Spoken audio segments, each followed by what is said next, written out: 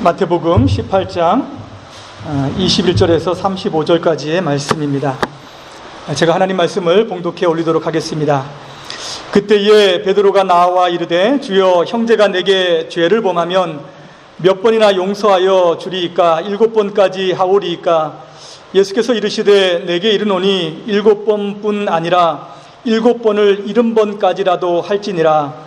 그러므로 천국은 그 종들과 결산하려 하던 어떤 임금과 같으니 결산할 때에 10,000달란트 빚진 자 하나를 데려오매 갚을 것이 없는지라 주인이 명하여 그 몸과 아내와 자식들과 모든 소유를 다 팔아 갚게 하라 하니 그 종이 엎드려 절하며 이르되 내게 참으소서 다 갚으리이다 하거늘 그 종의 주인이 불쌍히 여겨 놓아 보내며 그 빚을 탕감하여 주었더니 그 종이 나가서 자기에게 100데나리온 빚진 동료 한 사람을 만나 붙들어 목을 잡고 이르되 빚을 갚으라 하매 그 동료가 엎드려 간구하여 이르되 나에게 참아주소서 갚으리이다 하되 허락하지 아니하고 이에 가서 그가 빚을 갚도록 옥에 가두거늘 그 동료들이 그것을 보고 몹시 딱하게 여겨 주인에게 가서 그 일을 다 알리니 이에 주인이 그를 불러다가 말하되 악한 종아, 내가 빌기에 내가 내 빚을 전부 탕감하여 주었거늘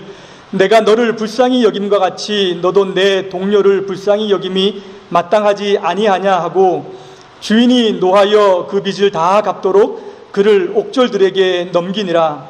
너희가 각각 마음으로부터 형제를 용서하지 아니하면 나의 하늘 아버지께서도 너희에게 이와 같이 하시리라. 아멘. 마음으로부터 형제를 용서하라 라고 하는 제목으로 함께 은혜를 나누고자 합니다. 마태복음 18장을 지금 보고 있습니다. 이건 공동체에 대한 말씀입니다. 공동체 안에서 어떤 사람이 큰 사람입니까? 다른 사람을 섬기는 자가 큰 자입니다. 그래서 낮은 자, 섬기는 자, 겸손한 자가 되라고 말씀을 하셨죠. 그리고 작은 자를 소중히 여기는 곳이다.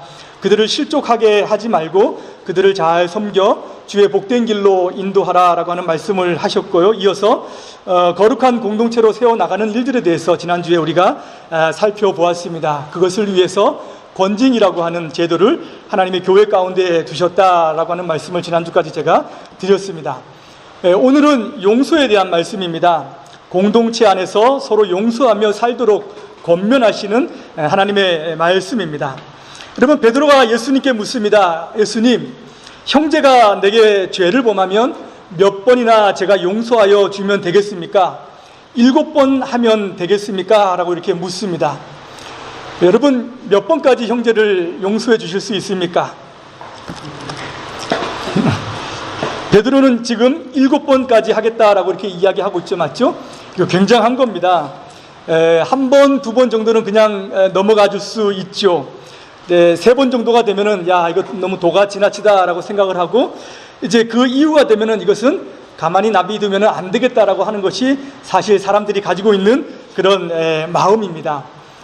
예수님 당시 랍비들은 3번 정도까지는 용서해 주라라고 이렇게 가르쳤다라고 합니다. 그리고 4번부터는 용서할 수 없다라고 하는 그런 규정들이 있었다라고 해요. 그런 규정에 비춰보면 지금 베드로가 7번을 이야기한 것은 굉장히 많이 또 자신의 관대함을 가지고 지금 예수님께 이야기한 것으로 볼 수가 있는 것입니다. 그런데 예수님께서는 뭐라고 대답을 하십니까? 7번이 아니라 7번을 70번까지라도 할지니라 라고 이렇게 대답을 하신다는 거예요. 7번에 70번이면은 490번입니다. 그러면 490번까지 용서를 해주라 라고 하는 것일까요? 아니죠. 그것은 숫자의 의미가 없다. 무한대로 용서해야 된다라고 하는 말씀을 지금 예수님께서는 가르쳐 주시고 있는 거예요.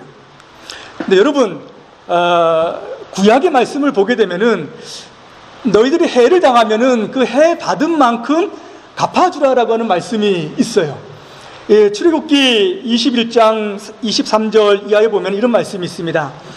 그러나 다른 해가 있으면 갚되 생명은 생명으로, 눈에는 눈으로, 이는 이로, 손은 손으로, 발은 발로, 된 것은 된 것으로, 상하게 한 것은 상함으로, 때린 것은 때림으로 갚을지니라 라고 이렇게 말씀을 합니다. 이것을 동태복수법이라고 이렇게 이야기하죠, 맞죠? 사실 이 말씀을 들으면 이것이 사실 우리 마음에 딱 이렇게 맞습니다.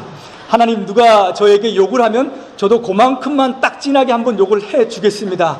하나님, 누가 저를 이만큼 때리면 더 이상 아니고 그만큼만 제가 때려 주겠습니다. 하나님, 누가 저에게 저주를 부으면은 제가 그만큼의 저주를 제가 붓겠습니다 라고 생각하는 것이 사실 사람의 마음이에요. 그게 최소한 한도선이라고 하는 거예요. 그 정도까지는 해야지 되지 않냐라고 하는 그런 생각을 한다는 거죠. 근데 성경에도 하나님께서도 이런 말씀을 하고 계신다는 거예요. 근데 이 말씀이 네가 받은 대로 받은 만큼 돌려주라라고 하는 그런 이제 말씀일까요? 아니죠, 맞죠? 이 말씀은 네가 받은 대로 그대로 돌려주라라고 하는 말씀이 사실은 아닙니다. 이 말씀을 주신 것은 네가 받은 그 이상의 복수를 하지 말라라고 하는 의미가 있는 거예요. 우리의 사람의 마음은 더 깊이 들어가면은 정말 끝없는 복수심이 마음 가운데 있다라고 하는 것에 대한 지적입니다. 한 대를 맞으면은 몇 배를 갚아주고 싶은 사람의 그 복수심이 사람의 마음 가운데 있다는 거예요. 그것을 지적하는 것입니다. 너희가 당한 그 이상을 넘어가지 말라라고 이렇게 얘기를 하고 있다는 거예요. 이런 복수심이 처음으로 드러난 것이 어디냐면은 라멕이라고 하는 사람에게서 드러납니다. 창세기 4장에 보면 나오는데요. 이 라멕은 아벨을 죽인 가인의 5대손입니다. 이 라멕이 뭐라고 외치고 있냐면은 가인을 위하여는 벌이 7배일진데 라멕을 위하여는 벌이 77배 이르로다 라고 이야기하고 있다는 거예요. 가인을 위해서는 7배를 했다면은 나를 위해서는, 나 라멕을 위해서는 누가 나에게 해를 가면은 나는 77배로 내가 갚겠다라고 하는 이 선을 지금 여기 하고 있는 거예요. 이것은 인간이 가지고 있는 잔인한 복수심을 여기서 지금 이야기를 하고 있다는 거예요.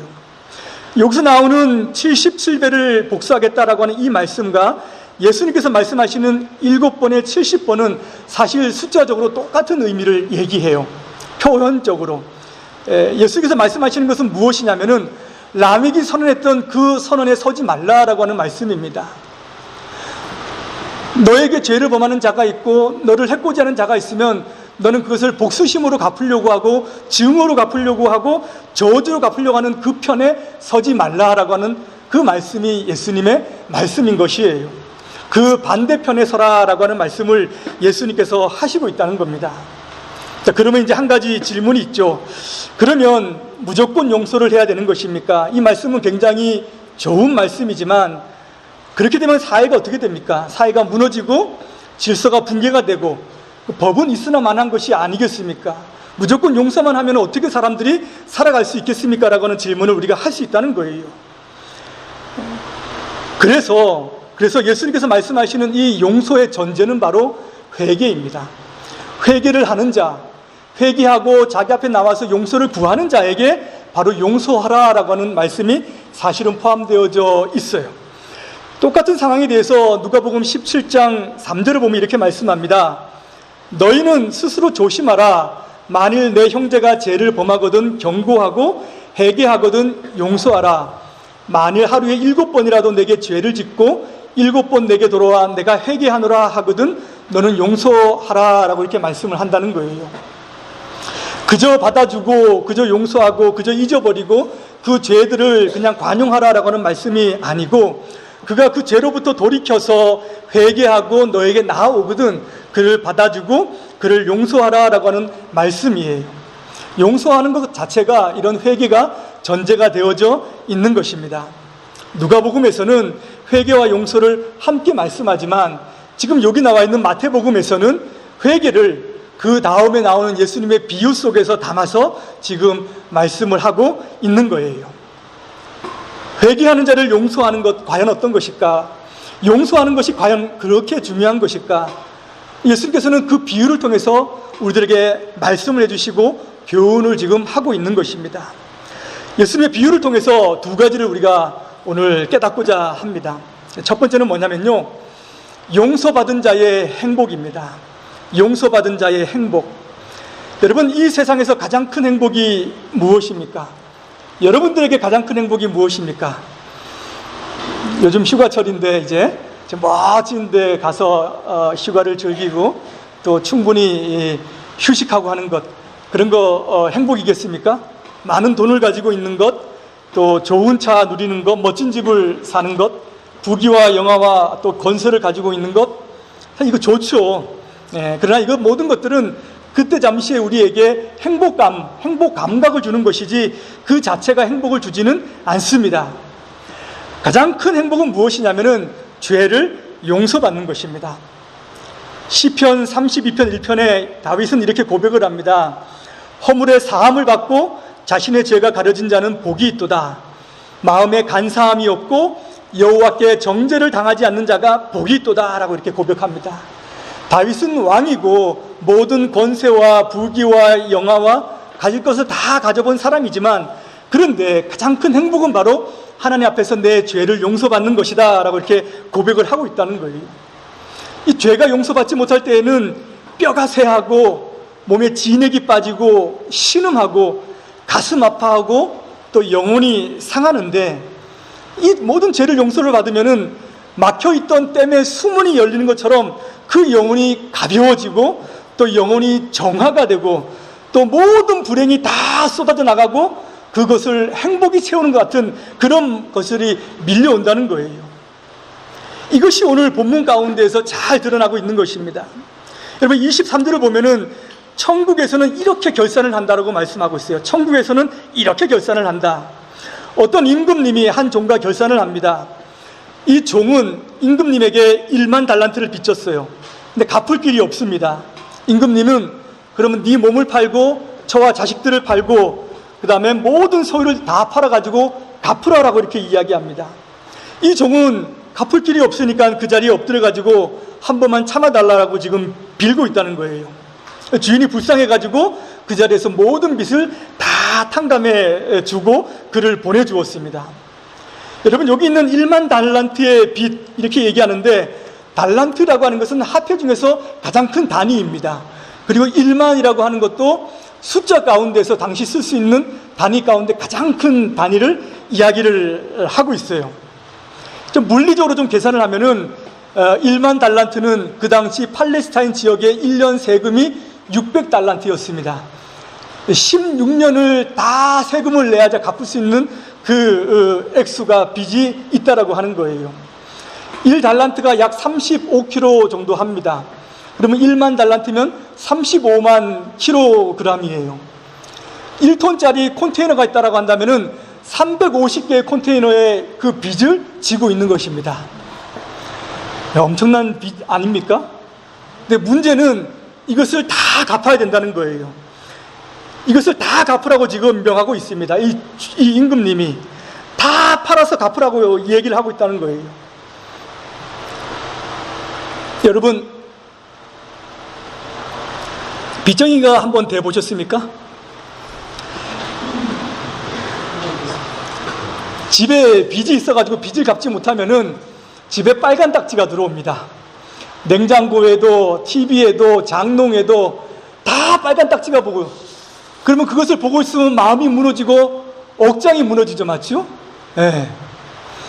빚에 대한 독촉장이 날라오기 시작하면은 마음이 쪼려듭니다. 이 액수가 만약에 크다 싶으면은 정말 도망가고 싶고, 이것이 정말로 기한이 가까워지면은 이 압박감을 견디지 못해가지고 사람은 자기 목숨까지도 사실은 버릴 생각을 한다는 거예요. 빚이 있으면은, 남편이 빚이 있으면 아내에게 물리지 않기 위해서 법적 이혼도 생각을 합니다. 그리고 자식들에게 그 빚을 물려주지 않기 위해서 호적에서 떼어내버리는 그런 생각도 사람들은 한다는 거예요. 빚이 이렇게 무서운 것입니다. 내 평생에 갚을 수 없고 어떤 것을 다 해도 이것은 내 힘으로는 할 수 없는 거예요. 주인은 다 팔아서 갚으라고 합니다.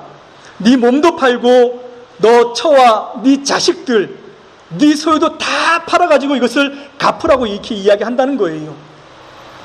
사랑하는 것, 아끼고 싶은 것, 네게 가장 소중한 것 다 팔아가지고 네가 갚아야 된다라고 이야기를 하는 거예요. 이런 이야기를 들으면 어떻게 해야 됩니까?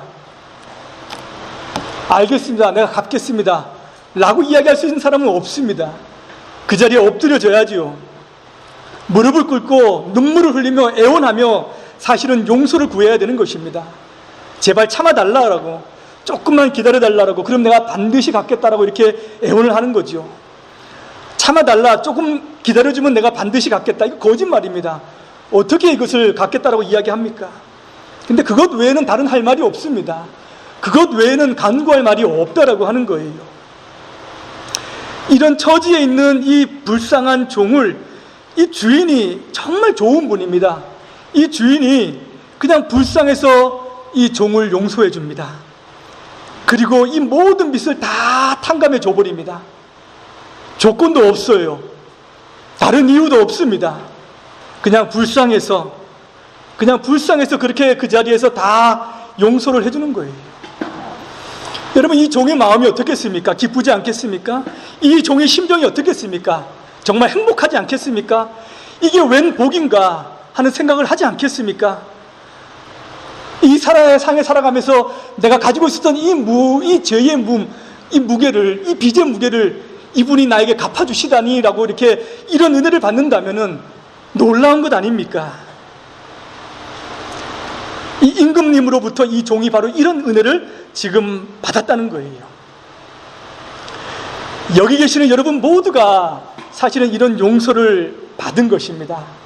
이 모든 갚아야 될 죄의 짐을 다 받았다라고 이렇게 이야기를 하는 거예요. 우리는 예수님 안에서 우리의 모든 죄짐을 다 벗은 것입니다. 수고하고 무거운 짐진 자들아, 다 내게로 오라, 내가 너희를 쉬게 하리라. 갚을 수 없어서 마음속에 누르고 있는 그 모든 것들을 예수님께서는 그저 자기 자신이 그것을 들고 십자가에서 죽으심으로 말미암아 다 용서를 해 주신 거예요. 이것이 천국의 계산법이다라고 말씀을 합니다. 천국에서는 바로 이렇게 계산한다라고 우리들에게 말씀을 하고 있는 거예요. 얼마나 놀라운 행복입니까? 이 용서를 받은 자들이 얼마나 기쁜 그런 마음을 가지고 살 수밖에 없겠습니까? 주님은 이 용서를 우리가 받았다라고 하는 것을 가르쳐 주시는 거예요. 두 번째는요, 용서하지 않는 자의 비참함입니다. 용서하지 않는 자의 비참함. 이어서 이 종이 이제 나가서 자기에게 빚진 한 친구를 만났습니다. 이 친구는 100데나리온의 빚을 졌습니다. 당시 하루 노동자의 싹시 한 데나리온입니다. 그러면 100데나리온이면은 100일치의 이제 임금인 거죠, 맞죠? 그렇게 큰 그런 돈은 아닙니다. 근데 이 친구가 돈이 없으면 뭐 그것도 많은 거죠, 맞죠? 이 종이 친구의 멱살을 담장에 잡습니다. 그리고 빨리 내놓으라고 협박을 한다는 거예요. 이 친구는 많지는 않지만 당장 돈이 없으니까 참고 기다려주면은 내가 갚아주겠다라고 이렇게 애원을 합니다. 이 종이 허락하지 않고 빚을 당장에 갚을 수 있도록 그냥 옥에 가두어 버렸다는 거예요. 이것을 옆에서 지켜보고 있던 동료들이 참 어떻게 이런 일이 있을 수 있나, 너무 참 불쌍해가지고 또 딱해서 그 주인에게 가가지고 이 이야기를 전했습니다. 이 이야기를 들은 주인이 다시 이 종을 불러가지고 이 악한 놈아 그러면서 아주 큰 책망을 지금 하고 있다는 거예요. 여러분, 이 종이 무엇을 잘못한 것일까요?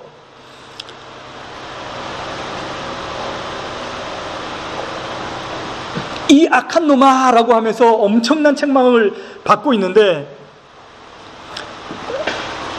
빚을 갚으라고 한 것이 잘못입니까? 멱살을 잡은 게 잘못입니까? 법에 저촉되나요?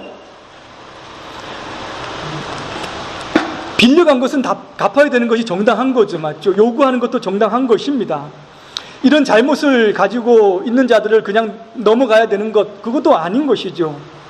근데 무엇이 잘못입니까, 여러분?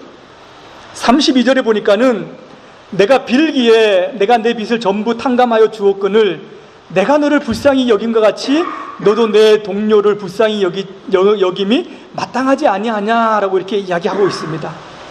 내가 용서를 받았다면은 너도 용서해 주는 것이 마땅하지 않으냐?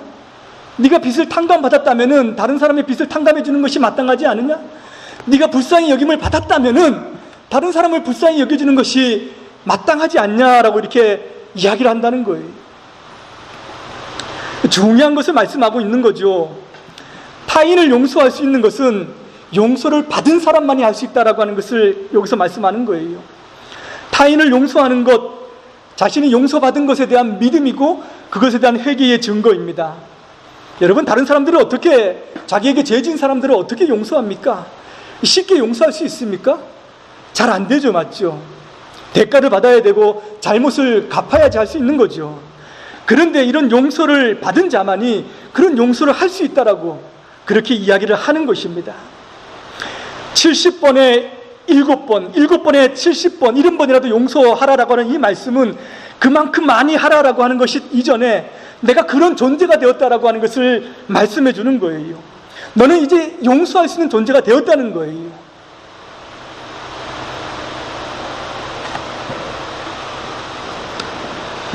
마태복음 5장 48절에 보면은 하늘에 계신 너희 아버지의 온전하신 것 같이 너희도 온전하라라고 이렇게 말씀합니다. 타인을 용서하고 원수를 사랑하는 것은 어렵지만 이렇게 하면 하나님과 같이 되는 길이라고 이렇게 얘기해요. 우리가 어떻게 하나님과 같이 되겠습니까? 힘에서 같이 되겠습니까? 지혜에서 같이 되겠습니까? 능력과 권능에서 같이 되겠습니까? 그런데 우리가 누군가를 용서하고 사랑한다면은 우리가 하나님과 같아진다라고 말씀을 하고 있다는 거예요. 용서하면, 사랑하면, 이 종이 제 친구를 불쌍히 여겨주었으면은 자신의 주인과 같은 그런 성품을 가진 자가 되었다라고 하는 거예요. 근데 이 종은 정말 아무것도 받은 것이 없는 것처럼 지금 행동을 하고 있는 거예요. 자기는 아무런 은혜를 주인으로부터 받지 못한 것처럼 지금 행동을 합니다.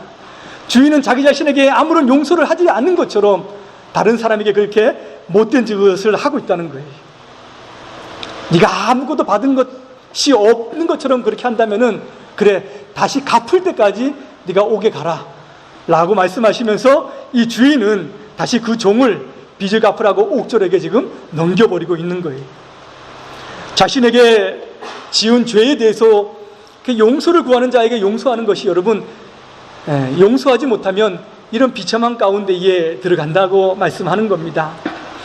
긍휼이 없으면은 긍휼 없는 심판이 있고, 사랑이 없으면 사랑 없는 심판이 있고, 자비가 없으면 자비 없는 심판 가운데에 너희들도 들어갈 수밖에 없을 것이다 라고 말씀을 하는 거예요. 용서라고 하는 것이 이렇게 중요한 것입니다. 이것은 내가 조금 한 건 할 수 있고 큰 거는 안 되고 내가 그냥 내 인간성으로, 내 성품으로 가늠하는 것이 아니고, 내가 하나님께 은혜를 받았기 때문에, 내가 하나님께 용서를 받았기 때문에 내가 이것을 그 용서로, 그 은혜로 가능한 것이다 라고 말씀을 하는 것이죠.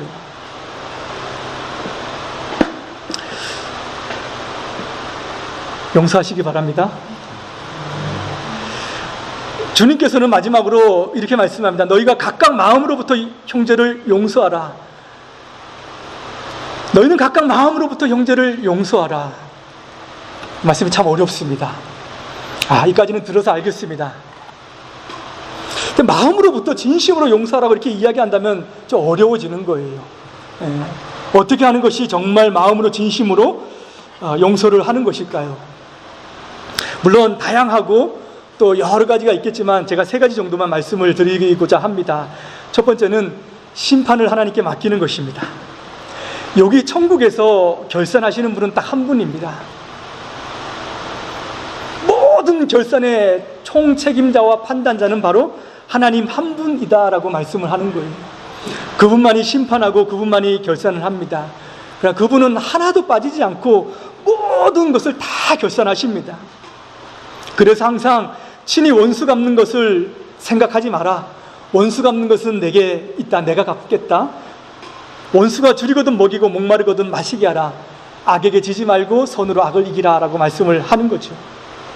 너희가 가서 원수 갚으려고 하지 말고, 너희가 그를 저주하려고 하지 말고, 이것은 전부 다 하나님 아버지께서 마지막 날에, 지금 안 되면은 마지막 날에 다 갚을 테니 너희들은 그것을 믿고 맡기라 라고 말씀을 하는 거예요.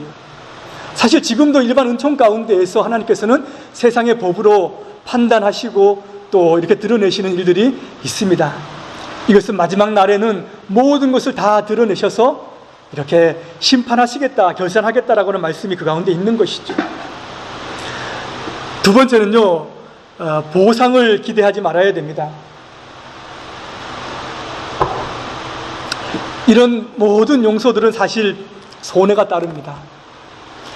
작은 손해든 큰 손해든 때로는 자기의 명예가 훼손되기도 하고요, 재산이 날아가기도 하고, 기물이 파손되든지 자기 자신이 정신적인 고통을 당하든지 건강이 파괴되든지 어떤 식으로든 손해가 됩니다. 그런데 이 모든 것에 대한 보상의 기대를 버려야 합니다. 딱 하나 보상이 있다면은 그 형제가 진심으로 그 죄에서 돌이켜서 하나님 앞에 회개하고 바른 길 가고 또 훌륭한 자가 된다면은 그것이 보상이다라고 이렇게 여겨야 할 것입니다. 여기 이 천국에서 결산하시는 이 주인도 하나도 보상받은 게 없습니다.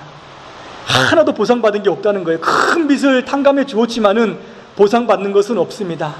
참아달라, 기다려달라, 갚겠다라고 하는 이런 거짓말만 남고 있다라고 하는 거예요.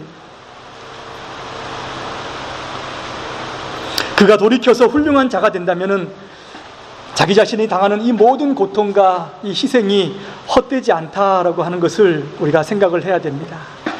세 번째는요, 너무 억울해하지 마시기 바랍니다. 인생이 다 그렇지 하고 단념하고 포기하고, 어찌 내 인생 가운데 이런 일이 거친 적이 있었나, 또 속는 거지 하면서 이렇게 자책하지 말라는 말씀입니다. 반대로 하나님께서 주시는 은혜가 있다는 거예요. 하나님께서 주시는 은혜가 있다라고 하는 것을 반드시 생각을 해야 됩니다. 이 순간에도 나를 생각해 주시는 분이 있다라고 하는 거예요. 이 고통과 어려움 가운데서도 은혜를 주시는 분이 있고 깨달음을 주고, 하나님 나에게 긍휼을 주시고 내가 이것을 잘 넘기면은 나를 자랑스러워 하시겠지라고 하는 그 하나님에 대한 믿음과 하나님에 대한 그 은혜를 생각하면서 너무 억울해할 필요가 없습니다. 모든 것을 믿음의 눈으로 바라보게 된다면은 그 모든 것들을 통해서 하나님께서는 우리를 만들어 가시고 또 훌륭한 하나님의 귀한 백성으로 인도해 나가시는 그런 과정이 거기도 포함이 되어져 있는 것이죠. 하나님도 자기 아들을 주시고 하나도 억울해 하시지 않으셨습니다. 예수님께서도 자기 자신을 십자가에 죽기까지 내어주셨음에도 불구하고 그것을 통해서 하나도 억울해 하시지 않으셨다라고 하는 거예요. 하나님께서는 많은 것들로 그들에게 은혜를 주시고 그의 자녀와 백성들에게 이런 자기 자신이 주시는 그 보상을 통해서 다 갚으시겠다라고 말씀을 합니다. 이 땅에서 우리가 받지 못한다면 마지막에는 반드시 그것을 주님 앞에서 상급으로 우리가 누릴 것입니다. 이런 모든 일들을 통해서 하나님께서 주시는 더 위대한 백성으로 다듬어 가시는 줄을 믿으시기 바랍니다. 여러분, 말씀을 통해서 용서 받는 자의 그 행복을 누리시고 또 용서하는 자의 그 위대함을 주와 함께 누리시기를 축복합니다.